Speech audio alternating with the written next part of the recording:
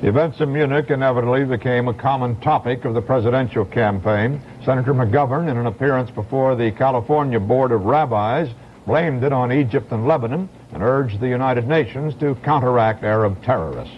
President Nixon called the terrorists international outlaws. He ordered increased protection of Israelis in America and immediate consultation with foreign governments to avert future terrorism. More on this from Marvin Cow.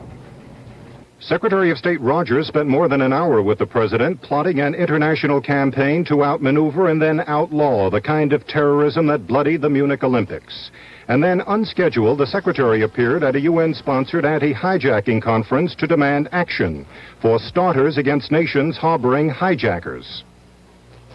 The government of the United States is prepared to take the most firm, severe action that the international community is prepared to join in.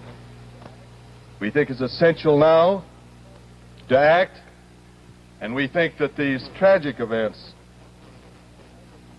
that occurred in Munich underscore the necessity for action now. Immediate reaction was diplomatically proper, but that's all. Egypt's position against sanctions and therefore action was apparently not moved by the events in Munich. I don't think it will have any effect on the position of my government, because my position of my government is well known, and it is based on principles of international law. Do you think that the events in Munich will hasten agreement here? Well, I don't think there's any lack of intention to achieve agreement here. The events in Munich do make it quite clear the sort of situations one may be up against, but I don't think there was any lack of enthusiasm even before the events in Munich. The administration is using the Munich massacre to push for new, strong international action against aerial hijacking and other forms of terrorism. So far, neither the massacre nor the Secretary's appeal has changed Egypt's mind or Russia's, and UN action may still be a long way off. Marvin Kalb, CBS News, the State Department.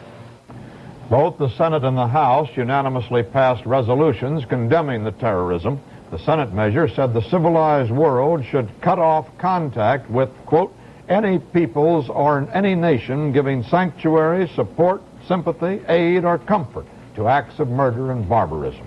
And Senate Majority Leader Mansfield questioned whether the Olympic Games should be continued. Mansfield said they have become a forum for political, ideological, social, and racial expressions of the most violent kind.